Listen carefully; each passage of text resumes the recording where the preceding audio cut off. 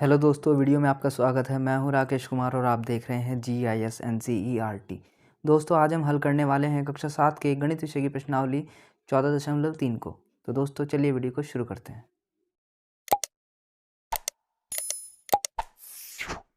ये देखिए, यह है प्रश्नावली का पहला क्वेश्चन। किन्हीं दो आकृतियों के नाम बताइए जिनमें रैखिक सममिति और क्रम एक से अधिक की घूर्णन सममिति दोनों ही हो। हमें इसमें दो आकृतियों के नाम बताने हैं जिनमें रैखिक सममिति और घूर्णन सममिति दोनों के ही एक से अधिक क्रम हो। ठीक है, तो चलिए इसका आंसर देखते हैं। ये रहा पहले क्वेश्चन का आंसर। इसका आंसर है वर्ग और वृत्त। वर्ग और वृत्त दो ऐसी आकृतियां हैं जिनमें रैखिक सममिति और घूर्णन सममिति दोनों के क्रम एक से अधिक है। ठीक है, अब देखते हैं इसका दूसरा क्वेश्चन। अब देखिए, ये है प्रश्नावली का दूसरा क्वेश्चन। जहाँ संभव हो निम्नलिखित की एक रफ आकृति खींचिए। यहाँ पर कुछ हमें पॉइंट्स दे दिए गए हैं। इन पॉइंट्स को पढ़ के हमें इनकी एक रफ आकृति बना करके दिखानी है जहाँ पर संभव हो वहाँ पर। ठीक है, तो चलिए इसका आंसर देखते हैं। अब ये देखिए, दूसरे क्वेश्चन का आंसर है। यह है पहला पॉइंट। एक समबाहु त्रिभुज में रैखिक सममिति और क्रम एक से अधिक की घूर्णन सममिति दोनों ही होते हैं। इसमें एक समबाहु त्रिभुज की बात की गई है जिसमें रैखिक सममिति और क्रम एक से अधिक की घूर्णन सममिति दोनों ही होते हैं। तो इसमें रैखिक सममिति के लिए भी हम दिखा सकते हैं आकृति बना करके कि एक समबाहु त्रिभुज है और समबाहु त्रिभुज में तीन रैखिक सममिति होती है, जैसा कि आप देख सकते हैं। ये देखिए, इस तरीके से तीन रैखिक सममिति यहाँ पर दिखाई गई है। फिर हम बात करते हैं घूर्णन सममिति की। जिस प्रकार से इसमें तीन रैखिक सममिति होती है उसी प्रकार से तीन उसमें घूर्णन सममिति भी होती है। ये आप देख सकते हैं यहाँ पर। ये देखिए, ए पॉइंट पहले यहाँ पर है, फिर इसको 120 डिग्री घुमाएंगे तो ये यहाँ से यहाँ पर आएगा। ये देखिए, फिर 120 डिग्री घुमाएंगे, फिर वापस से यहाँ पे आ जाएगा, फिर 120 डिग्री घुमाएंगे तो फिर से यहीं पे आ जाएगा। तो इस तरीके से इसमें जो घूर्णन सममिति है वो कितनी हो गई, एक से अधिक हो गई। तो यहाँ पे तीन हम देख पा रहे हैं। ठीक है, अब देखते हैं इसका सेकंड पॉइंट। सेकंड पॉइंट में देखिए, एक समद्विबाहु त्रिभुज में केवल रैखिक सममिति होती है, क्रम एक से अधिक की घूर्णन सममिति नहीं होती। इसमें कहा है कि अगर एक समद्विबाहु त्रिभुज है, जैसा कि आप देख सकते हैं, इसमें दो भुजाएं बराबर दे दी गई है क्योंकि समद्विबाहु में दो भुजाएं बराबर होती हैं। इस समद्विबाहु त्रिभुज में केवल एक ही रैखिक सममिति होती है, जैसा कि आप देख सकते हैं। ये देखिए, सिर्फ एक ही रैखिक सममिति इसमें है। और फिर कहा है कि इसमें एक से अधिक घूर्णन सममिति नहीं होती, यानी कि सिर्फ एक ही घूर्णन सममिति इसमें होगी। यहाँ पर आप देख सकते हैं इस चीज़ को, घूर्णन सममिति। ये पॉइंट हमने माना है यहाँ पे P। अब ये P पॉइंट वापस से यहाँ पर तब आएगा जब ये पूरा 360 डिग्री घूमेगा, तो ही ये पहले जैसा आपको दिखाई देगा इस तरीके से। ठीक है, नहीं तो अगर आप इसको थोड़ा घुमाओगे, यहाँ पर घुमाओगे, तो ये सही नहीं दिखाई देगा। ये कुछ इस प्रकार से दिखाई देगा, भुजाएं यहाँ पर बराबर होंगी और P ऐसे होगा जो कि इसके जैसा नहीं दिख रहा है। तो हम ये कह देंगे कि इसमें एक से अधिक क्रम की घूर्णन सममिति नहीं है। ठीक है, सिर्फ एक ही क्रम की घूर्णन सममिति है, वो है 360 डिग्री घूमने पर पहले जैसा दिखाई देगा। तो एक ही क्रम की घूर्णन सममिति है, हम ये कह सकते हैं। ठीक, अब देखिए इसका थर्ड पॉइंट है। एक चतुर्भुज जिसमें क्रम एक से अधिक की घूर्णन सममिति हो परंतु रैखिक सममिति ना हो। क्वेश्चन में ये कहा गया है कि एक चतुर्भुज है जिसमें क्रम एक से अधिक की घूर्णन सममिति तो होगी परंतु रैखिक सममिति नहीं होगी। ठीक है, तो इसका आंसर देखिए, एक चतुर्भुज जिसमें क्रम एक से अधिक की घूर्णन सममिति हो परंतु रैखिक सममिति ना हो संभव नहीं है। अगर कोई हमारे पास चतुर्भुज है और उस चतुर्भुज में घूर्णन सममिति है और रैखिक सममिति उसमें नहीं है, तो ऐसा संभव नहीं है। अगर घूर्णन सममिति है तो उसमें रैखिक सममिति भी ज़रूर होगी। ठीक है, तो इसका केवल यहाँ तक ये आंसर है, इसमें कोई आपको फिगर बनाने की ज़रूरत नहीं है। अब देखते हैं इसका फोर्थ पॉइंट। ये देखिए, ये है फोर्थ पॉइंट। एक समलंब में केवल रैखिक सममिति होती है और क्रम एक से अधिक की घूर्णन सममिति नहीं होती। क्वेश्चन में कहा है कि कोई समलंब है हमारे पास, ये रहा समलंब। समलंब में ये भुजाएं समांतर होती है और ये दोनों भुजाएं बराबर होती हैं, जैसा कि आप देख सकते हैं। क्वेश्चन में ये कहा है कि इसमें केवल एक रैखिक सममिति होती है, जैसा कि हम देख पा रहे हैं। ये बिल्कुल सही है। ठीक है, एक रैखिक सममिति है, लेकिन फिर कहा है इसमें कि इसमें क्रम एक से अधिक की घूर्णन सममिति नहीं होती, यानी कि एक ही केवल घूर्णन सममिति होगी, उससे ज़्यादा घूर्णन सममिति इसमें नहीं होती। तो ये बात भी बिल्कुल ठीक है, इसमें क्रम केवल एक की घूर्णन सममिति होती है, उससे ज़्यादा नहीं होती।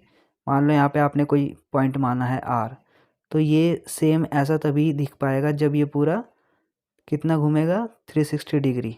तो यानी कि इसमें क्रम एक से अधिक की घूर्णन सममिति नहीं होती, सिर्फ एक ही घूर्णन सममिति होगी जो कि वो पूरा ही घूमना पड़ेगा उसको। ठीक है, तो इस तरह से करने थे क्वेश्चन। अब देखते इसका तीसरा क्वेश्चन। ये देखिए, ये है प्रश्नावली का तीसरा क्वेश्चन। यदि किसी आकृति की दो या अधिक सममित रेखाएं हों तो क्या यह आवश्यक है कि उसमें क्रम एक से अधिक की घूर्णन सममिति होगी? ये क्वेश्चन है। तो चलिए अब इसका आंसर देखते हैं। ये देखिए, तीसरे क्वेश्चन का आंसर है, जैसा कि क्वेश्चन में कहा गया था कि अगर हमारे पास कोई आकृति है तो उस आकृति में अगर दो या दो से अधिक सममित रेखाएं होंगी तो उसमें क्रम एक से अधिक की घूर्णन सममिति भी होगी।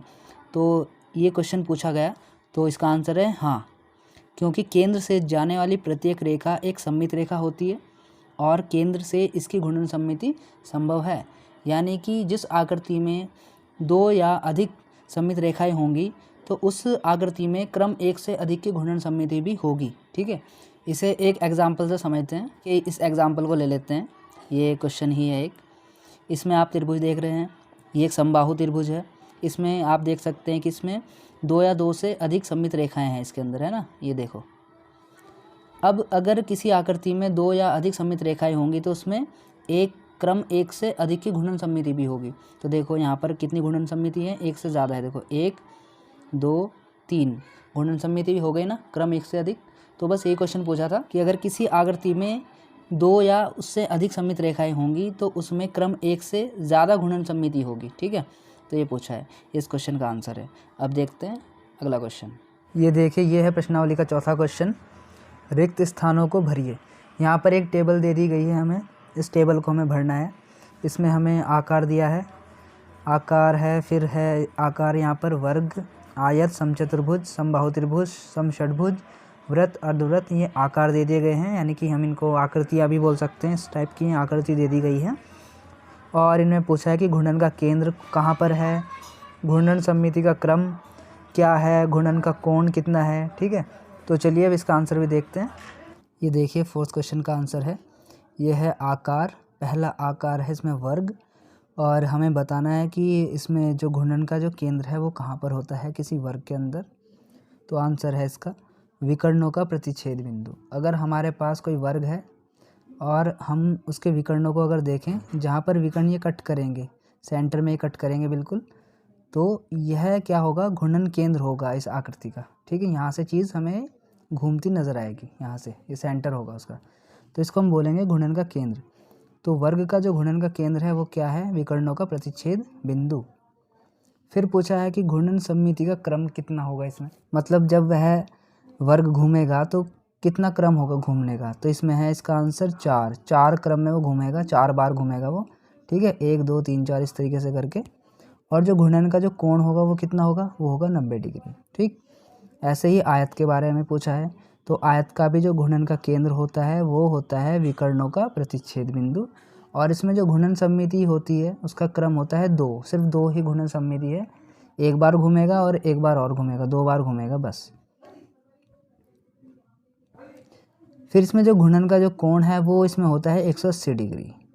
ऐसे ही समचतुर्भुज के बारे में है, इसमें भी विकर्णों का प्रतिच्छेद बिंदु ही घूर्णन का केंद्र है, और घूर्णन सममिति का क्रम इसमें 2 होता है, और जो घूर्णन का कोण होता है वो 180 डिग्री होता है। फिर है समबाहु त्रिभुज। समबाहु त्रिभुज में जो घूर्णन का केंद्र होता है वो होता है माध्यिकाओं का प्रतिच्छेद बिंदु।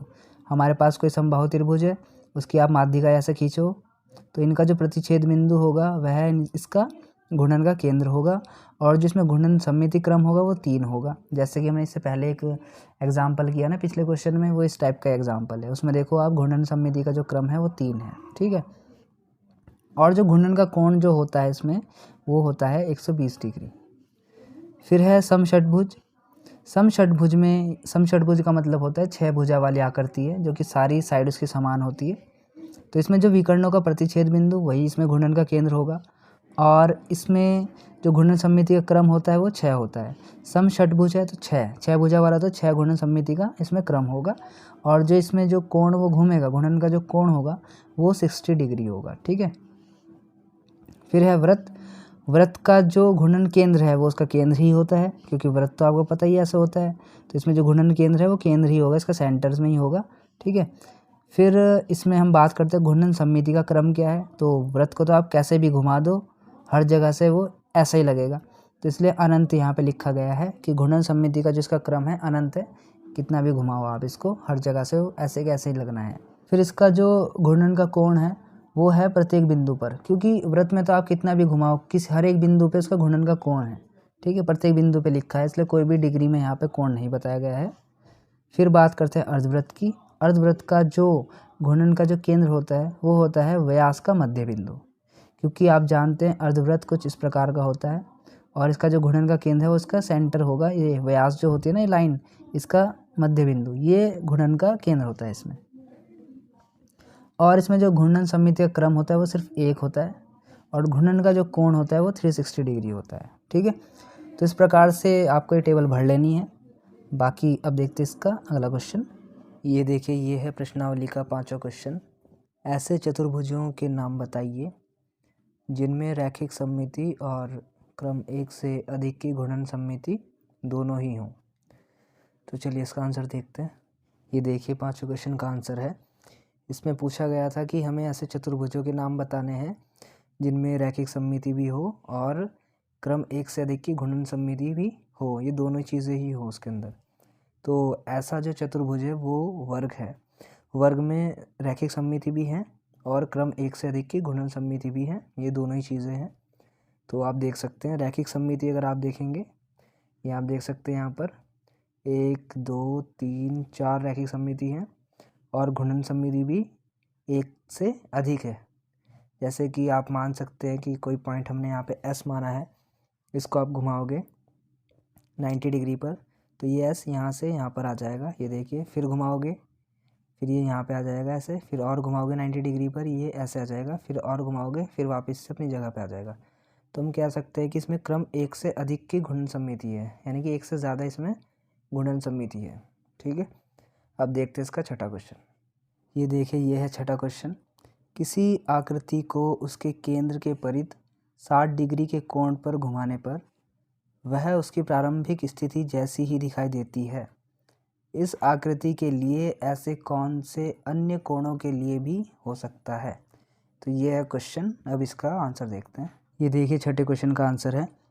इस क्वेश्चन में कहा गया था कि कोई आकृति है, उसको केंद्र के परिध 60 डिग्री पे अगर हम घुमाएंगे तो लास्ट में वह अपनी प्रारंभिक स्थिति में आ जाएगा। ठीक है, अब हमें ये बताना है कि जो ये आकृति है 60 डिग्री के अलावा और कितने डिग्री पे इसको घुमाया जा सकता है जिससे यह अपनी प्रारंभिक स्थिति में आ जाएगी। तो इसका आंसर है, इसको हम 60 के अलावा 120 डिग्री पे, 180 डिग्री पे, 240 डिग्री पे, 300 डिग्री पे और 360 डिग्री पे, इन कोणों पर इसको घुमा सकते हैं। ठीक है, पहले है ये 60 डिग्री पे हमने घुमाया है केंद्र के परिध।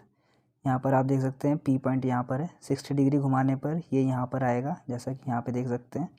फिर और 60 डिग्री घुमाओगे तो यहाँ पर आएगा, ऐसे घुमाते घुमाते अपनी ये प्रारंभिक स्थिति में आ जाएगा। ठीक है, अब हम इसको 120 डिग्री के कोण के हिसाब से घुमाएंगे तो 120 डिग्री पे क्या होगा, P यहाँ पर है, तो इस बार यहाँ पर नहीं आएगा, इस डायरेक्ट यहाँ पर आएगा, क्योंकि यहाँ पर 60 था और यहाँ पर 60 और 60 120 हो गया, तो डायरेक्टली यहाँ से अब ये यहाँ पर आएगा।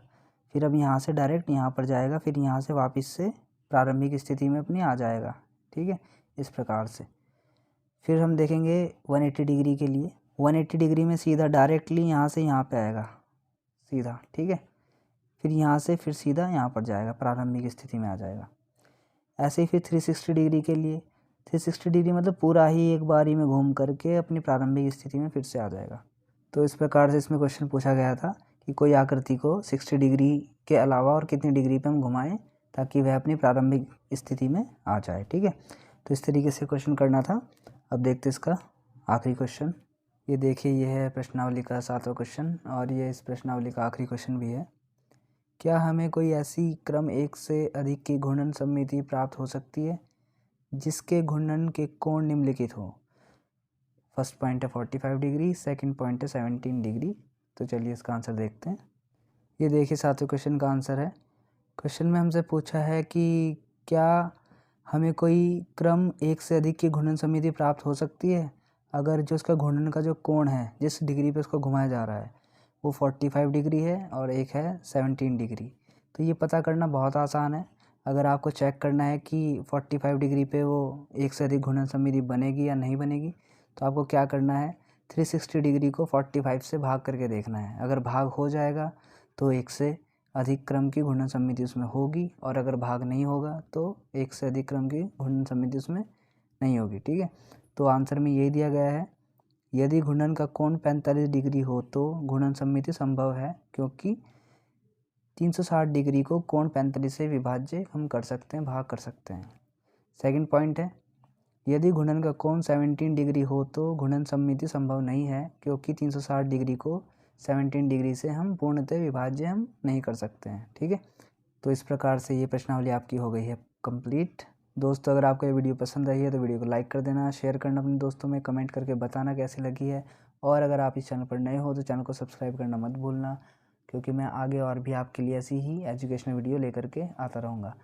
और अगर आप चाहते हैं मुझे डायरेक्ट मैसेज करना इंस्टाग्राम पे, तो आप मुझे यहाँ पे इंस्टाग्राम की आईडी है, मुझे फॉलो कर सकते हैं इंस्टाग्राम पे, और डायरेक्ट मुझे मैसेज, कॉल, वीडियो कॉल कर सकते हैं। ठीक है, बाकी मिलते हैं आपसे नेक्स्ट वीडियो में। तब तक के लिए bye, take care, thanks for watching.